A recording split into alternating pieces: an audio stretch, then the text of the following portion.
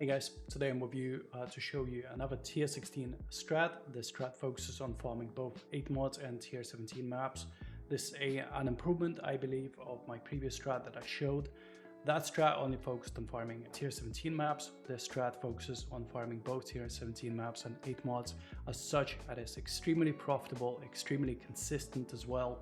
You don't really have bad streaks because you still get a lot of 8 mods and can sell. The only downside is it's a bit more involved in liquidation, but overall I think it's probably one of the most profitable tier 16 farming strategies that we have this league, and I would definitely recommend running it for anyone who's looking for an endgame farming strategy or perhaps just starting out in PoE in this league. Alright, let's quickly go over the scarabs. I have 3 scarab of the multitude. This adds extra mob packs on the map, which drop increased maps as well. So basically you get a lot more maps. Of escalation as well is another one. It drops increased maps depending on how many map mods you have, which synergizes extremely well with you running 8 mods, which have a lot of map mods. And then we add Scarab of Corruption. Now this is the core of the strategy because it's gonna make all non-unique maps drop corrupted with 8 mods. Now, the question you're wondering about probably is, what about tier 17 maps? Those don't seem to be affected by this, and I'm guessing the explanation for this is that first of all, it drops an 8 mod and then it converts it to a tier 17 and basically just removes the corruption. I've dropped 21 ziggurat and none of these are corrupted, so I'm guessing they're not affected by the scarab, which is good because corrupted tier 17s tend to sell for cheaper and you don't want that. What I prefer to run is I prefer to do ritual, so 90% chance of adding extra ritual altars on the map. Rituals are good not because you want to do rituals, but because they just add extra mobs on the map which drop extra loot. Now, I don't run rituals. If you want to, you can, especially early in the league. Perhaps you're just starting out.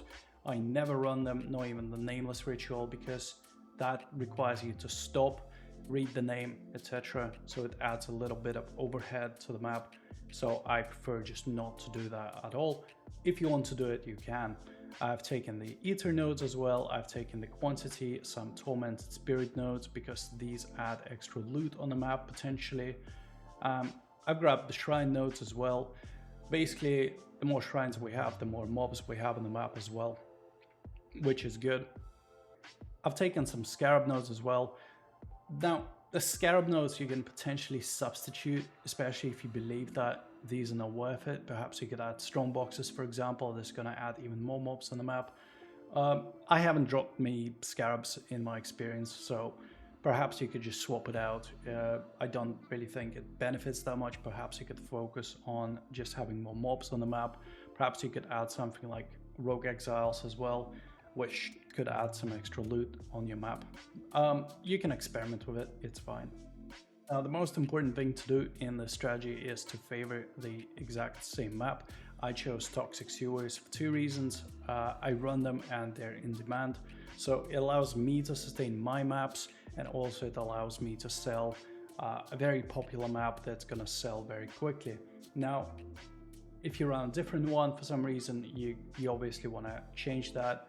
But the important bit is you want to choose the exact same map as many times as you can, because you want to have the biggest bulk of the same thing. You don't want to have a lot of different maps of different types, because that's going to be a lot more difficult to deal with and sell, and you really don't want to deal with that.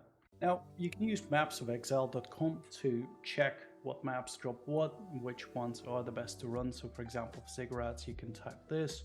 For fortresses, you can type this.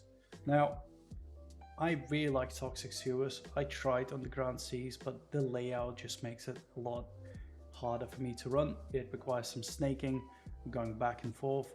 I end up also not fully clearing it sometimes, which is a bit annoying because you end up missing some maps.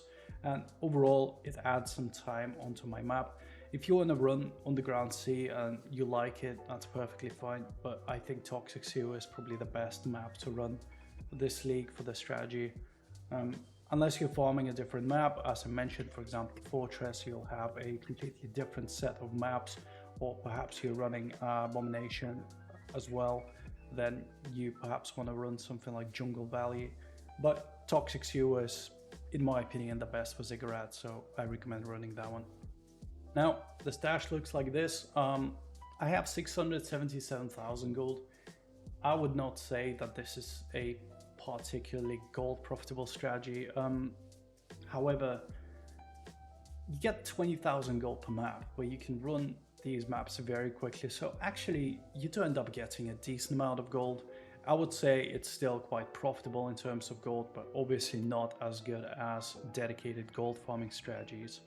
The loot itself is exactly as you'd expect. I have a lot of 8 mods.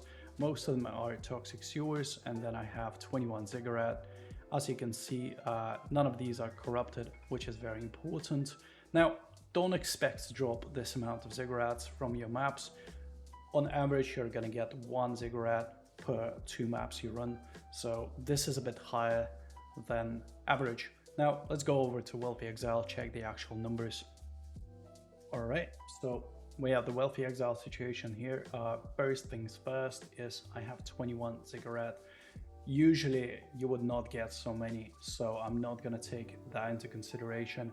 Wealthy Exile also underprices them, so actually on average you would expect to get 15 divines per 30 maps, because usually you would get 1 map per 2 you run. I've got a bit more, sometimes you get a bit less. On average though, you get 1 and 2, so it works out quite well. Now, I have 110 Toxic Sewers. These are very underpriced on Wealthy Exile. So what I'm gonna do in the Excel sheet, I'm gonna manually calculate that, and then we can see the actual profit I've made. However, even without the Toxic Sewers, I've made a good chunk of revenue from Ziggurats already, so that's quite nice to see. There isn't that much expensive loot that I have. It's mostly just random stuff you don't really care about. I have got a good amount of random 8 mods. So these are very good because you can just feed them to your mappers, and then you're going to get some extra profit from that as well, which is what I'm going to do. All right, so this is my Excel. For those that don't know, this is my place where I leave my notes and thoughts and ratings, opinions on the strats that I test. And today we're talking about strat number 7. So we're going to take that number, we're going to go to sheet number 7, and the numbers basically look like this. So the price of a divine at the time of the recording was 140C. You can copy paste the sheet to your own Google Docs, and you can swap the price if that changes. Now, I recommend checking the price of everything that's in red, because these 2 scarabs, they can fluctuate sometimes, which can affect the expected profits.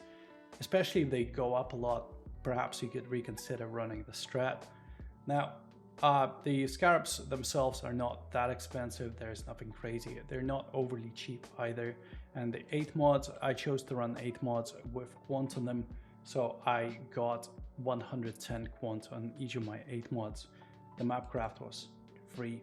Now, the revenue I've got was basically 24.5 divs. That's this number excluding the Toxic Sewers price that Wealthy Exile estimates, plus 8 mods. So this price, I assumed 11C per 8 mod, and taking that into consideration, we get 8.6 div for 110 Toxic Sewers. So total revenue was 33 divs, and then the total profit we got was 18 divs, practically 19 divs.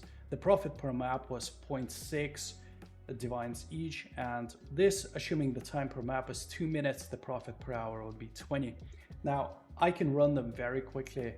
The average time I spent was under 1.5 minutes, I'd say, but I've just put 2 minutes in the sheet just to be honest, and just to take into consideration that some people might be slower. ROI per map is 138%, which is quite nice, and the amount of gold is pretty low per map, but still it would average out to a pretty decent number per hour. Now, what I think about the strat, I think it's really, really good. I think it's, in terms of pure profit, it's better than the T17 farming. Also, it's a lot more consistent. because if you're farming T17s, you might not drop the T17s. You might end up having an unlucky streak or whatever. Well, 8 mods, you consistently drop them, so it's very, very good for beginners that are looking to start their farming in T16s, for example. I think that this is really a great strat. The only downside is you do have to sell the 8 mods.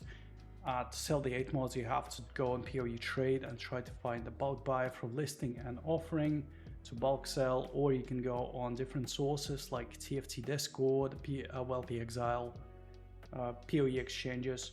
There's multiple websites that offer this, and 8 mods are very liquid and very popular to run, so you won't have an issue finding a buyer, but still it's a bit more involved than regular T17 map farming.